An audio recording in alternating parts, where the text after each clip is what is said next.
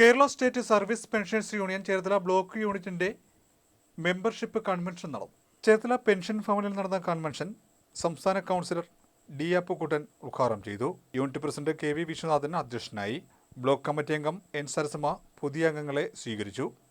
Block secretary K N Balachandrababu, block committee അംഗം M S Chandrasekharan Nair, unit secretary R Ratnakumar, G Karthikeyan, സീപ്പു വേണിക്കുട്ടംപിള്ള എന്നിവർ സംസാരിച്ചു.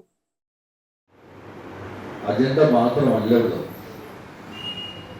ഈ സംഘടന പാവപ്പെട്ടവർക്ക് വീട് വെച്ചു കൊടുക്കുന്നുണ്ട്. പാവപ്പെട്ട ആളുകൾക്ക് നമ്മുടെ കയ്യിൽ കിട്ടുന്ന തുച്ഛമായ പെൻഷൻ സംഖ്യയിൽ നിന്നും ചില പാവപ്പെട്ട ആളുകൾക്ക് പെൻഷൻ കൊടുക്കുന്നുണ്ട്. ഇക്കഴിഞ്ഞ കൊല്ലം 32ാം സംസ്ഥാന സമ്മേളനത്തിൽ വെച്ച് തന്നെ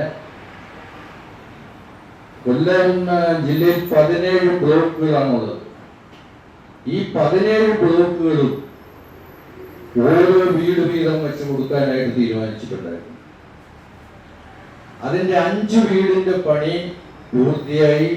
ആ സമ്മേളനത്തിൽ വെച്ച് മുഖ്യമന്ത്രി കൊടുക്കുമെന്നാണ് പറഞ്ഞിരുന്നതെങ്കിലും അതിന് പകരം മറ്റൊരു മന്ത്രി അതിന്റെ താക്കോൽദാനം നിർവഹിക്കപ്പെട്ടു. അങ്ങനെ സാമൂഹ്യ പ്രതിബദ്ധതയിലും ഈ സംഘടന മികച്ചു നിൽക്കുന്നു എന്നുള്ളതൊരു തർക്കമറ്റ സംഗതിയാണ്.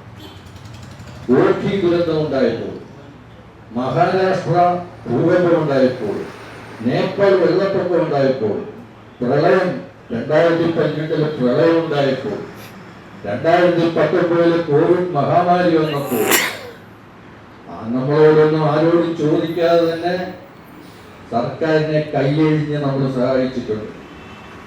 ഏതാണ്ട് 2010 തൊട്ട് 2021 വരെ 60 കോടി രൂപയ്ക്ക് മേലാണ് നമ്മൾ സർക്കാരിന് നൽകിയിട്ടുള്ളത്.